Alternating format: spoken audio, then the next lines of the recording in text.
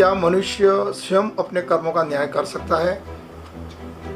और जब वो स्वयं अपना न्याय नहीं करता है तो प्रकृति का न्याय क्या होता है? आखिर न्याय की परिभाषा ईश्वर ने हमारे हाथ में दी है। जिस प्रकार ईश्वर के अनेक तत्वों का हम उपयोग करते हैं और इन तत्वों के उपयोग करने के बाद हमारी विभिन्न प्रकार की स्थितियों में ईश्वर कोई हस्तक्षेप नहीं करता है, क्या ऐसा हमारे कर्मों के न्याय करने की प्रक्रिया भी क्या ईश्वर ने हमारे अधीन दी है या नहीं दी है? यदि दी है तो किस तरह एक सामान्य इंसान अपने कर्मों का न्याय करके जीवन की प्रकृति के प्रकोप से या प्रकृति के न्याय करने की प्रक्रिया से अपने आप को बचा सकता है, या ईश्वर ऐसा अधिकार देता है क्या? ये एक प्रश्न अनेक समय से आत्मचिंतन और आत्मबोध के रूप में विचरण कर रहा था। एक पृष्ठभूमि का अनायास वृतांत किसी प्रक्रिया के साथ जुड़ा और एक परिधि से दूसरी परिधि, तीसरी सर्कमटेशन के साथ अनेक ऐसे उदाहरण की श्रृंखला बननी शुरू हो गई। और ये सभी उदाहरण सटीक तौर पर अनेक हैं, लेकिन जो सामान्य इंसान के सभी समझों में विभिन्न उदाहरण तुरंत आ जाते हैं। अपन उन्हीं उदाहरणों के थ्रू इसी बात को पूरा करने की कोशिश करेंगे, क्योंकि गुणात्मक, अदृश्यात्मक, अबोधात्मक स्तर पर जो उदाहरण हमारी परिभाषाओं में दिए हुए हैं, शास्त्रों में दिए हुए हैं, उनको कुछ हम आधार बनाएं तो हमारे शास्त्रों के भी अनेक ऐसे पात्र हैं जिनको सामान्य इंसान उन शास्त्रों के पात्रों को ही शास्त्र समझते हैं या उनकी क्रियाओं को जानते हैं। क्योंकि हमें वैदिक जीवन के ऋचाओं का या वैदिक जीवन के मंत्रों का, उनके प्रकृति जन्य स्वभावों का हमें न तो ज़्यादा कोई नॉलेज होता है और न हम उनको जानना चाहते हैं। हमारे लिए धर्म और न्याय की प्रक्रिया के आइकॉन है महाभारत और रामायण की घटनाएं, या सत्यवती हरिश्चंद्र की कथाएं, या गुरु की बात कर लें या मित्रों की बात कर लें तो सुदामा कृष्ण की बातें। मतलब हमारे पास कुछ ऐसे पात्र हैं जिनको हमने धर्म माना है और उसी के अधीन हम अपने प्रश्नों के उत्तर को तलाशते हैं और उनके आधार पर जो हमारे सांस्कृतिक त्योहार, क्रियाएं, कार्य या जीवन जीने के विभिन्न आयाम है हमने तय कर रखे हैं। हमने प्रकृति की अनेक ऐसी क्रिया है जो क्रिया बनकर एक सामाजिक जीवन में आती है। ऐसे ही इन पात्रों में भी और इन पुस्तकों में जो समाज का एक चित्र प्रस्तुत किया गया है उसमें भी ऐसी चीजें आती हैं। लेकिन जिस प्रकार हमारे समाज के अंदर इन चित्रों के द्वारा इन प्रकृति के माध्यमों का हम उपयोग करके जीवन जीते हैं, लेकिन प्रकृति के सत्य को जानने की प्रक्रिया समझ नहीं पाते हैं, ऐसे ही मानव स्वभाव के अनेक ऐसे पहलू हैं जिसके आधार पर वो विभिन्न कर्म करता है। अब उन कर्मों को करने के बाद उसकी साफल्यता के अनेक परिणाम बनकर उसके जीवन में रिश्ते बनते हैं, नाते बनते हैं, सफलता मिलती है, असफलता प्राप्त होती है, अच्छे बुरे अनुभव आने शुरू होते हैं और सामाजिक उपादेयता तय होनी शुरू होती है। अब कोई व्यक्ति जो कर्म कर रहा है तो कर्म करते समय उसके पास तीन मौलिक अवस्था होती है। एक होती है उसकी बुद्धि, एक होता है उसका मन और एक होती है उसकी आसपास के परिवेश के द्वारा सृजित की हुई लालसात्मक माया जनित क्रियाएं जो उस काम को करने के लिए प्रेरित करती हैं। एक किसी भूखे व्यक्ति के सामने ब्रेड जैसे प्रेरित करता है, ऐसी वो लालसा उसको प्रभावित करनी शुरू करती है। ऐसी स्थिति में होता क्या है कि इंसान इन सभी चीजों से प्रभावित होकर निरंतर अपना कर्म करता रहता है और एक दिशा में आगे बढ़ना शुरू हो जाता है। अपनी मन, बुद्धि और मोहग्रस्त या वासनाजन्य जो हमारी भौतिकवादी हमारी अतृप्त इच्छा है जिनके लिए हम कर्म करते हैं, उनको हम नियंत्रित नहीं कर पाते हैं। तो इनका जो विस्तार है, इनके प्रति हमारी जो क्रिया लगातार होती जाती है, वो एक समय के बाद विकृति की ओर जानी शुरू हो जाती है। अर्थात इंसान अपने मन को नियंत्रित नहीं कर पाता है। इसका मतलब वो अपने कर्मों के साथ न्याय नहीं कर रहा है। हम जो कर्म करें उन कर्मों को हमें न सिर्फ आलोचनात्मक उसका विश्लेषण करने के बाद हमें उस न्याय प्रक्रिया को भी समझ लेना है कि मेरे इस कर्मों के निर्णय के प्रति मुझे क्या कर्तव्य थे जो मैं नहीं निभा पा रहा हूं। यदि हम निभा लें तो न्याय सही दिशा में होना शुरू कर देता है। और इसकी पहली और प्रारंभिक सीढ़ी होती है आपके द्वारा सर्जित किए गए कर्म और परिवर्तन की दिशाएं। यदि परिवर्तन की दिशा व्यापक है तो आपका जो संघर्ष है वो प्रासंगिक है। तो यहां आप अपने उस प्रकृतिजन्य स्वभाव के कारण क्रिया करने जा रहे हो तो वहां कुछ चीजें छोड़ते हो और दूसरी चीजें प्रकृति आपको स्वीकार करना शुरू करती है।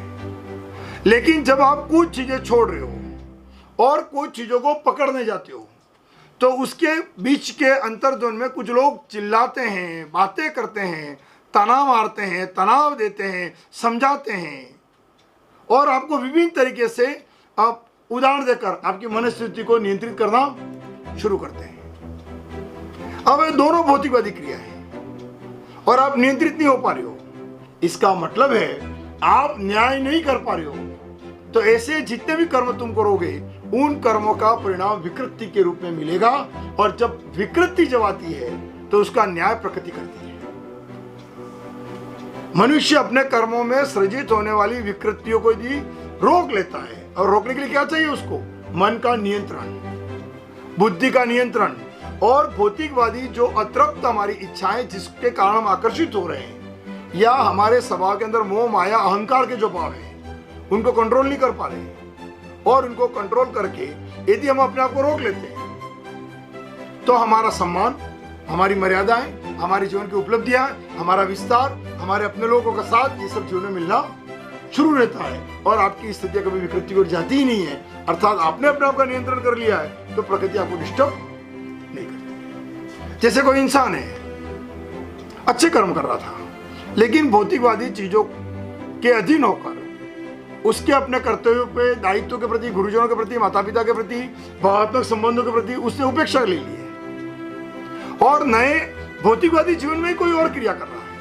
लेकिन वह एक भावात्मक स्थितियां के आधार पर कोई लोगों का परिवेश नहीं है जहां पर वो अपना कर्म करना चाहता है। तो कुछ श्रेष्ठ तो मिल सकता है, कुछ भौतिकवादी सुख मिल सकते हैं, लेकिन वो सुख आपके भावात्मक संबंध और कर्तव्यों के प्रति आपको दायित्व निभाने में बाधक बनते हैं, उनको सम्मान में बाधक बनते हैं। वो चिंतित होने लगते हैं, वो लोग आपको समझाने लग जाते हैं, माता समझाने लग जाए, पिता समझाने लग जाए, गुरुजन समझाने लग जाए और आपके कर्मों पर विवाद होने शुरू हो जाए। इसका मतलब है आपने अपने भावात्मक दायित्व निभाने के बजाय आपने भौतिकवादी जो अतृप्त इच्छाएं थी, जिनके सुखों की ओर आप जाना चाहते थे, जो मोह माया से सृजित थी, उस पर हमने चलना शुरू किया है। आप अपने मन का नियंत्रण नहीं कर पा रहे हो तो क्योंकि ये दोनों स्थितियां मानव के द्वारा निर्मित हैं और आप खुद भी अपने आप को नियंत्रित नहीं कर पाती हो तो फिर ये मानव सृजित जो विकृति है उसका परिणाम प्रकृति देती है। फिर आप कितने भी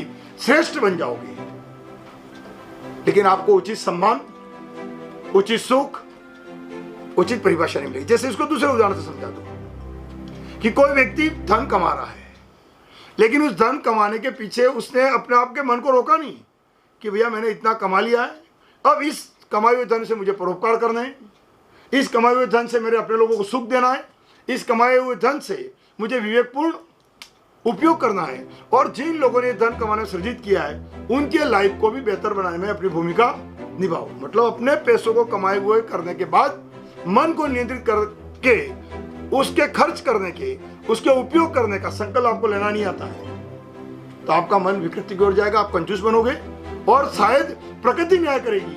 तुमने जिसके साथ जिसके लिए धन कमाया है वो लोग आपसे दूर जाने शुरू हो जाएंगे और धन का उपयोग करने के बाद भी आपका सम्मान नहीं करेंगे, विकृति आनी शुरू की। किसने न्याय किया?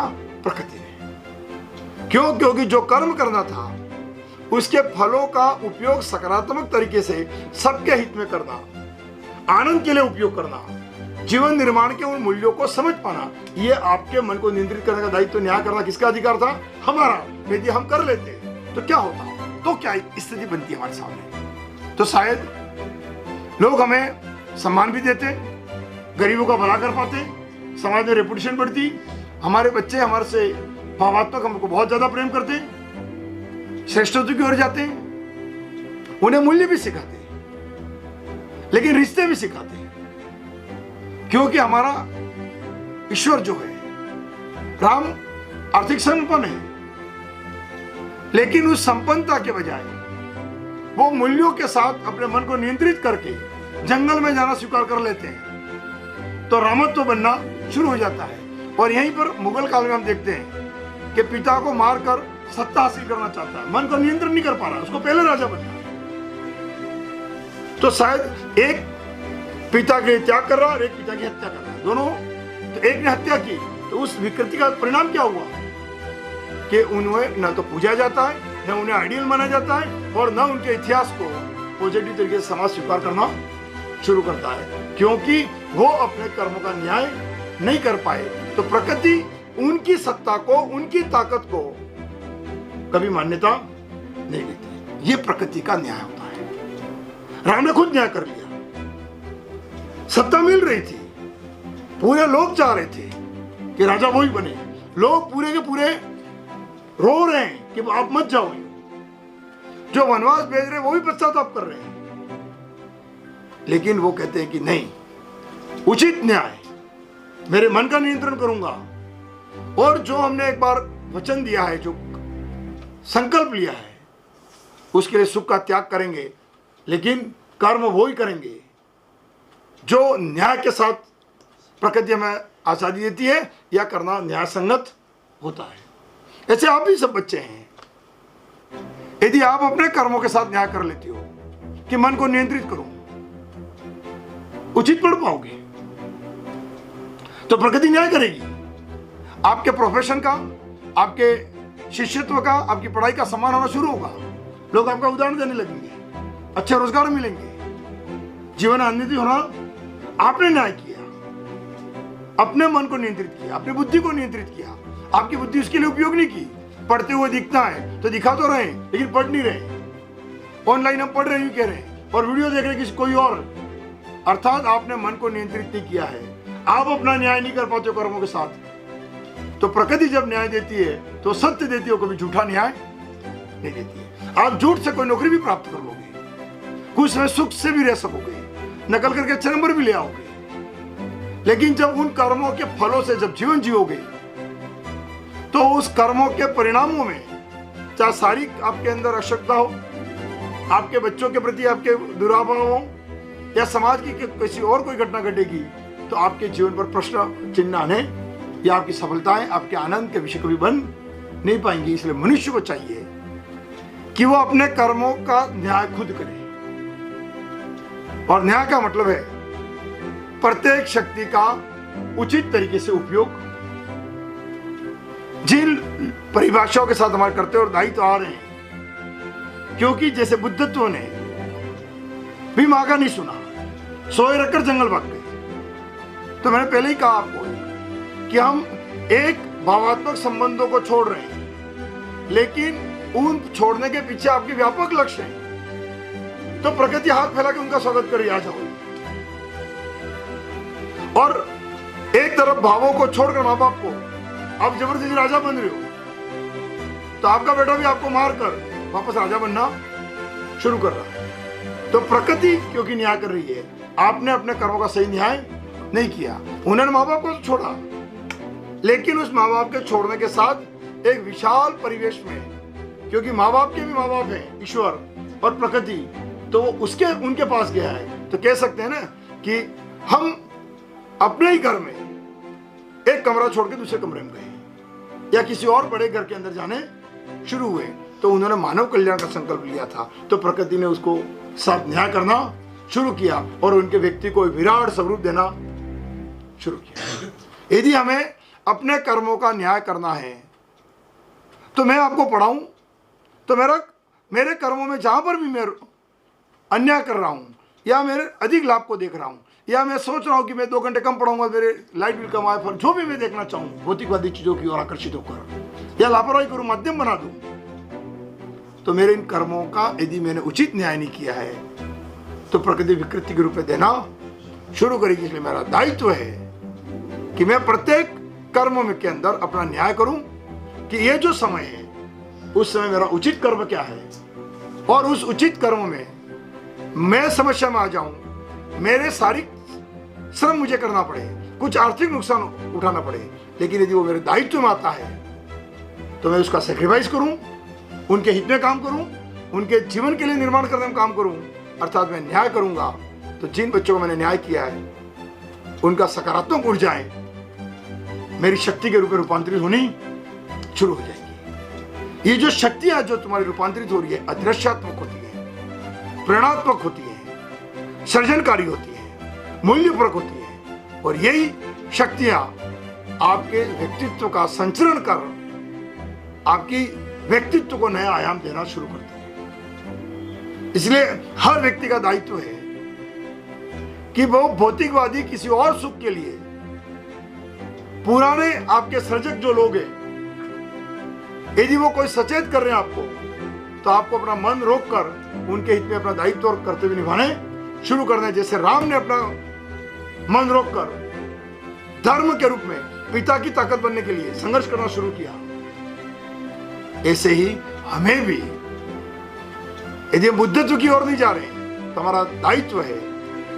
कि हम अपने मन को नियंत्रित करें, अपने कर्मों को सही दिशा दें, हमारे कर्मों के साथ न्याय करें, और हमारे जो भटकाव की स्थितियां हैं या ऐसी स्थितियां जिनके परिणाम विध्वंसकारी हो सकते हैं, तो आपके उस विध्वंसकारी परिणामों को देने का जो संकल्प है, तो उसी को कहते हैं धर्मराज का न्याय। वो न्याय करेगा ही करेगा। आप कितने भी बनावटी व्यवहार से आपके माँ बाप को प्रेम से बातें कर लो, सुविधाएं ले लो, लेकिन आपकी अकर्मण्यता, आपकी निष्क्रियता, इसी को दूसरी भाषा में कहते हैं कि सत्य कभी छुपता नहीं है, किसी न किसी रूप में प्रकट होना शुरू होता है। तो आपके कर्मों का, आपके दायित्वों का आपको जो करना चाहिए था, और यदि आप प्रकृतिजन्य सत्य की ओर जा रहे हो, यदि प्रकृतिजन्य सत्य के साथ साथ अपने कर्मों को बेहतर कर पा रहे हो आप, और सामाजिक मान्यताओं का अनुकूल नहीं है वो, तो प्रकृति से विकृति नहीं लाती है, क्योंकि प्रकृति का जो सृजन है वो शाश्वत है।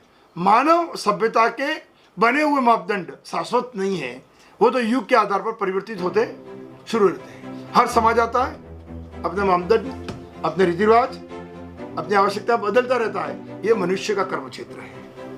प्रकृति इन किसी कर्म क्षेत्रों के अंदर अपने आप को नहीं बांधती है, वो हर रूप में नव सृजन करती है। तो आपका नव सृजन जहां भी होता है, इसलिए प्रकृति का नियम है, आप किसी भी पौधे को जहां लगाया है अपने फल और फूल वही देगा,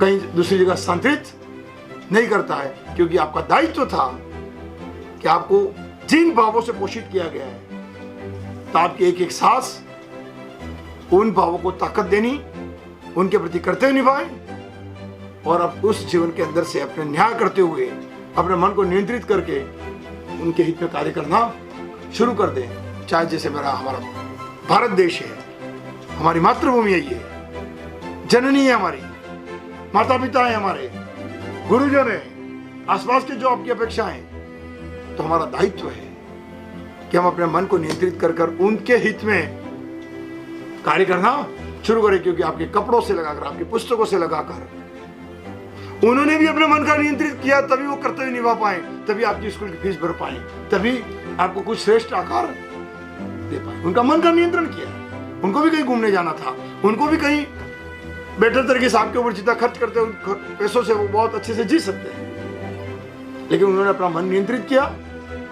और आपके प्रति दायित्व निभाए। तो आपको भी अपना मन नियंत्रित करके, क्योंकि मन और बुद्धि सदैव इंसान का भला नहीं करती है। बुद्धि का मतलब ही वही होता है, चालाकिया, किसी काम को सरल करके दुनिया को बेवकूफ बना के लाभ लेने की जो स्थिति है, या जो भी काम करे अच्छा है बुरा, उसमें बेटर करने का, सुख लेने का जो अक्ल देती है, उसको बुद्धि कहते हैं। इसलिए बुद्धि को कभी कल्याणकारी ऐसा ना माने। बुद्धि सदैव आपको विपरीत दिशा में ले जाती है, आपको ईगो की ओर ले जाती है, और विवेक जब जुड़ जाता बुद्धि में तो इसको ज्ञान में बदल देते हैं, जिसको मैंने सुबह भी कहा था, आपको प्रज्ञा बुद्धि कहते हैं। इसलिए प्रज्ञा पुरुष, प्रज्ञाशील व्यक्तित्व, उन्मुक्त विवेकानंद जैसे व्यक्तित्व होते हैं, उनको कहते हैं। क्यों? क्योंकि वो बुद्धि का पर्यायवाची है प्रज्ञा, लेकिन प्रज्ञा का अर्थ बदलना शुरू हो जाता है। तो इसका जरूरत होती है कि हम अपने प्रत्येक कर्म में न्याय करें। आपने अपने कर्तव्य नहीं निभाए माँ बाप के, तो दुनिया पहले समझाएगी आपको, दुनिया निंदा करनी शुरू करेगी और बाद में प्रकृति उसका न्याय लेकर तुम्हारे सामने आनी शुरू करेगी। शायद आपके बच्चे आपके साथ नहीं होंगे, या सब कुछ होने के बाद भी आपका शरीर आपके साथ नहीं होगा, या और कोई विकृति आपके साथ जुड़नी शुरू हुई, क्योंकि यहाँ न्याय किसका चल रहा है? प्रकृति का न्याय चल रहा है। इसलिए बस जरूरत यह है कि प्रकृति न्याय करती है, वो बहुत बुरा करती है, क्योंकि प्रकृति आपकी मूल स्थिति की ओर लौटाती है, एक एक पल का एहसास कराती है आपको। जितने पल आपने लापरवाही से बिताए, उन सब पलों को ब्याज के साथ आपका हिसाब करती है। ये न्याय ऐसा होता है। जिसे कहानी बताता हूं आपको, राजा हरिश्चंद्र की हम सब जानते हैं परीक्षा ली, और मैंने कहा ना कि कुछ ही कैरेक्टर हैं, उन्हीं कैरेक्टरों के थ्रू बार बार इतिहास को उठाना पड़ता है।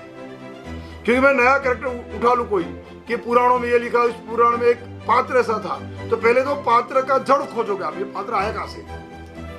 तो हमारा वीडियो का जो मैसेज है उसके बजाय हम पात्र की जिज्ञासा की और या कुछ अमूर्त चीजों में हमारा भाव पैदा ही नहीं होगा। अब राजा हरिश्चंद्र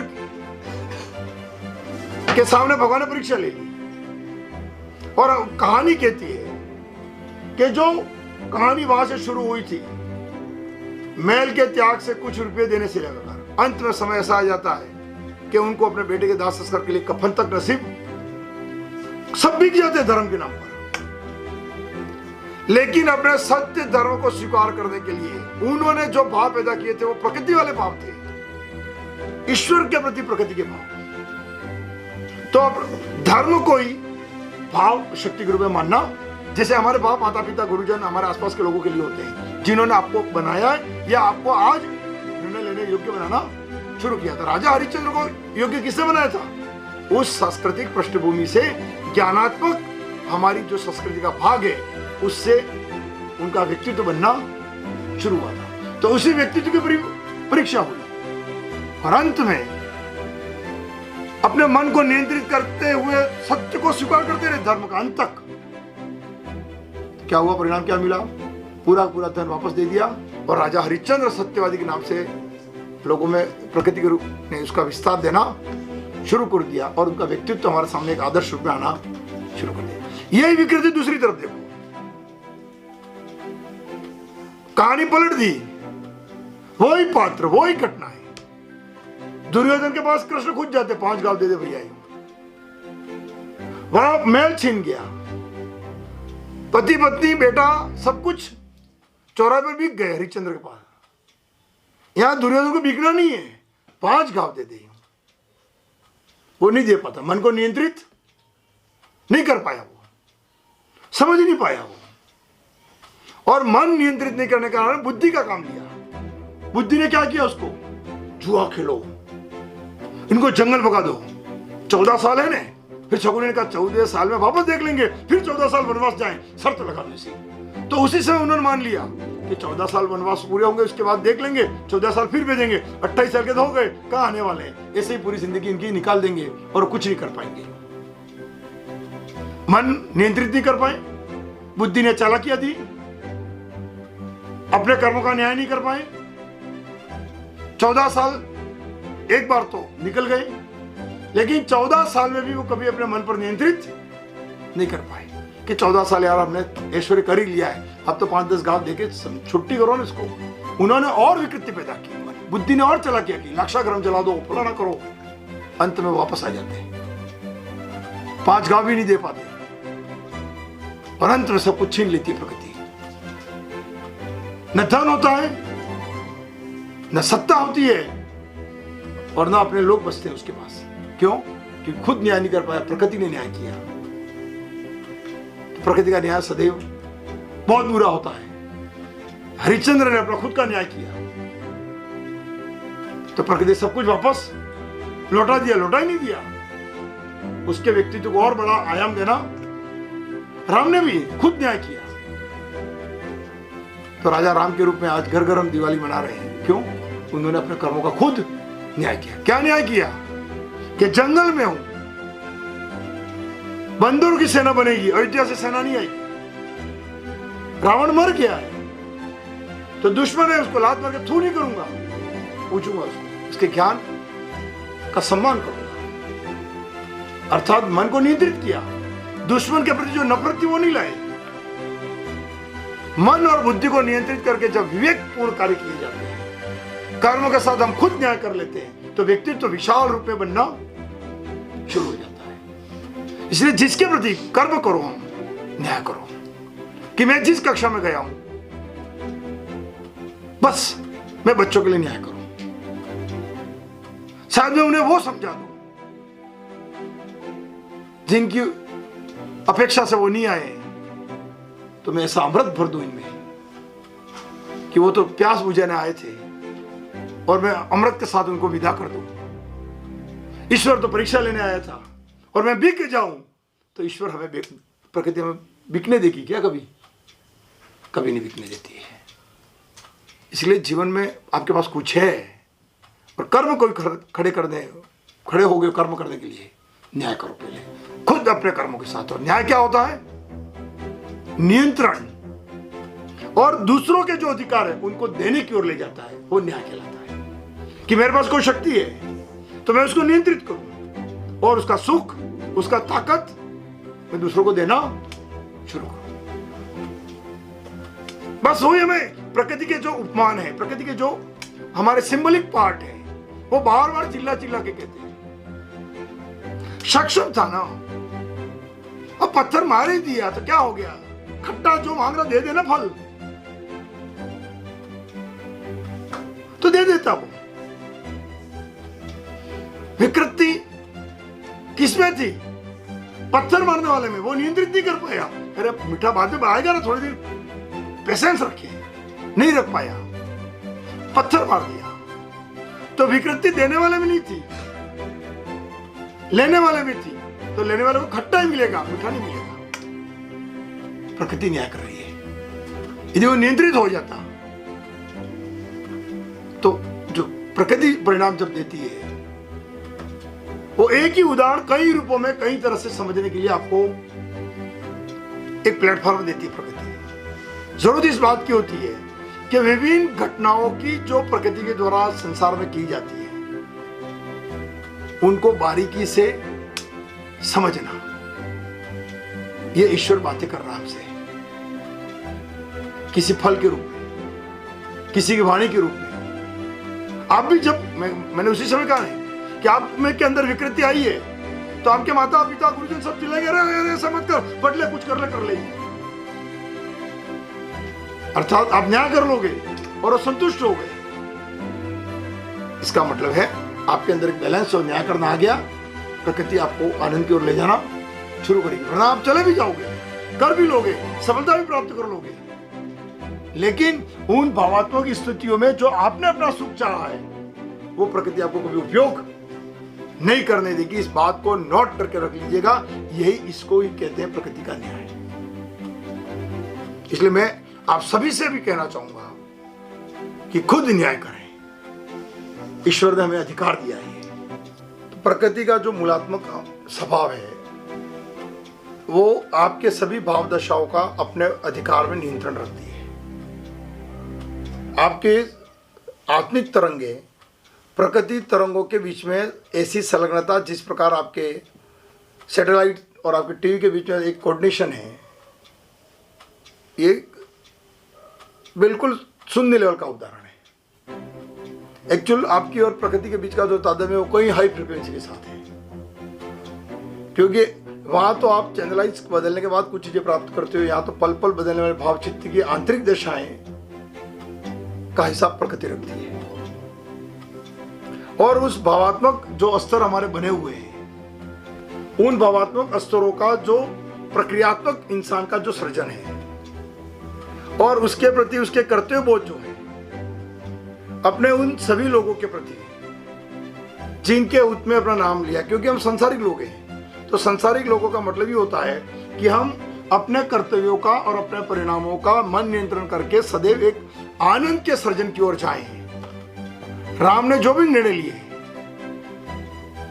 तो राम यही सिखाते कि मन का नियंत्रण करके जिस प्रकार उन्होंने निर्णय लिए, उससे उनका पूरा परिवार, भाई सब ताकत बनने शुरू हुए। क्योंकि जो बनाया उन लोगों ने तो राम को राम बनाया था, तो राम ने पूरे जीवन में उन्हीं मूल्यों को एक पल्लवित करके अपने साथ मन को नियंत्रित करके सबके हित में कार्य करना शुरू किया, इसलिए वो पूर्णता की ओर गए। अपनी शक्ति का उपयोग करते, समझो यदि उनको शक्ति थी उनके पास, क्योंकि शक्तियां क्या होती है, रूप की शक्ति, धन की शक्ति, बुद्धि की शक्ति, यदि वो शक्ति का उपयोग करते तो कौन हरा पाता इनको? पूरी सेना पूरी प्रजा इनके साथ थी, लेकिन शक्ति को नियंत्रित किया। जंगल में भी गए तो बस बंदरों को सेना बनाई, लेकिन अयोध्या से नहीं मंगवाई, मन को नियंत्रित। अर्थात हम प्रकृति के साथ अपने मन को नियंत्रित करके जिस कर्म का आह्वान करते हैं, तो प्रकृति उस बंदरों में भी शक्ति देने का कार्य करती है। आपके उन भावात्मक चीजों के अंदर एक संबलता देने का कार्य हरिश्चंद्र ने भी जब आह्वान किया, तो हरिश्चंद्र को उस तपस्या से जूझने की शक्ति, टिके रहने की शक्ति भी प्रकृति देनी शुरू कर दी। क्यों? क्योंकि उसके उस संस्कृति के प्रति क्या थे, ऐसे ही जब कोई आदर्शवादी बेटा माँ और उनके दुखों को समझकर संघर्ष करके बेटर बनाने का काम करता है, तो प्रकृति उसको ताकत देकर इतिहास बनाना शुरू करती है। गुरु और शिष्य के बीच में भी देखोगे संघर्ष होते हैं, तो उन संघर्षों में भी हम मन को, आदि बुद्धि को नियंत्रित कर कर अपने भावात्मक स्तरों को न्याय कर कर बस एकलव्य अंगूठा कटा सकता है, तो एकलव्य और द्रोणाचार्य को पढ़ाया जा सकता है। ऐसे ही आप अनेक पुराने वृत्तांत भी देखेंगे।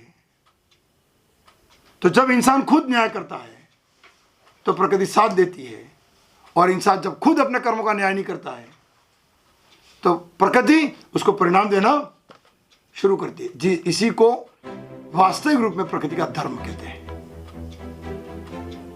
ये धर्म की जो दशा बदलती है, उसको बदलने के लिए भी जो प्रक्रिया की जाती है, वो क्या है? सब मनुष्य की मानसिक मनोवृत्तियों को, जिसको आज के जमाने में मनोविज्ञान कहते हैं, लेकिन उस जमाने में धर्म के उस भावों से जोड़ दिया गया, और यहीं से हमारी जो क्रियाकलाप वाला धर्म वो शुरू हुआ। जैसे कोई बच्चा पढ़ नहीं रहा है तो उसको कोई कहा व्रत कर, तू पढ़ियो, तो एक्चुअल में उस व्रत के माध्यम से रोज उसकी पढ़ाई का ध्यान लगाया जा रहा। बाद में इसका क्या, इसका मन टिकता नहीं है, पढ़ा व्रत अटले करा के मन टके। एक्चुअल रिपीट किसको कर रहे हैं हम? पढ़ने की बात का, उसके महत्वपूर्ण विषय में उसके दिमाग में बैठाना शुरू किया, लेकिन माध्यम क्या लिया हमने?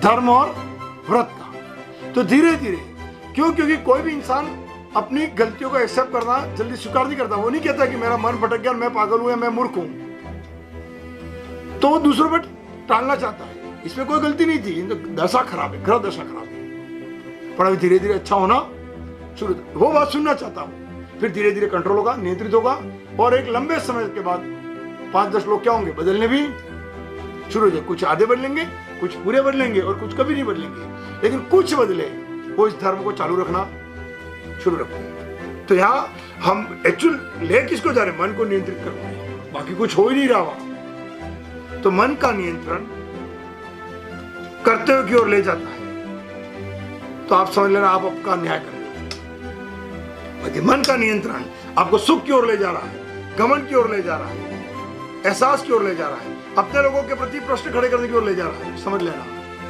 विकृति आनी शुरू होगी है।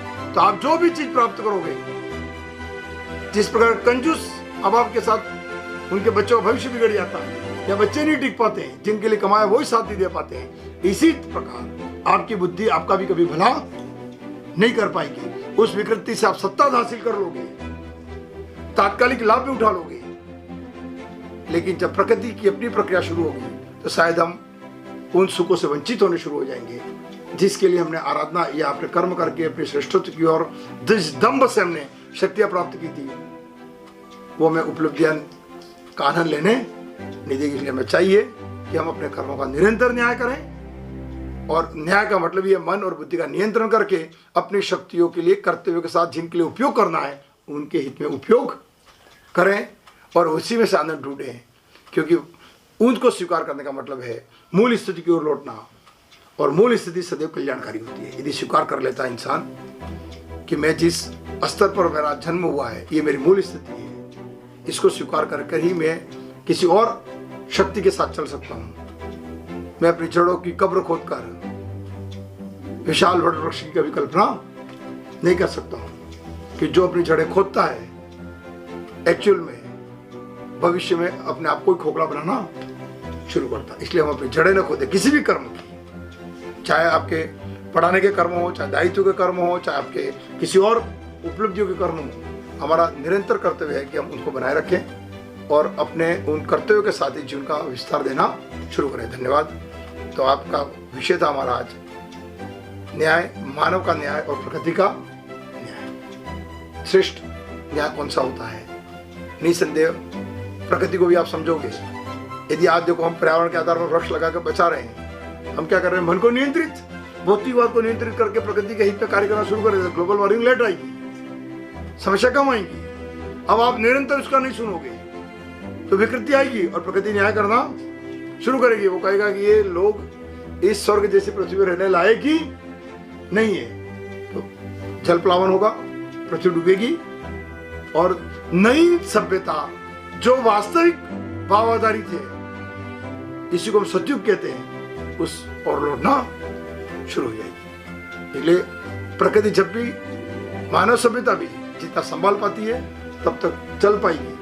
पूर्ण विकृति की ओर जाएगी तो प्रकृति उसकी प्रक्रिया शुरू करनी शुरू करेगी। धन्यवाद।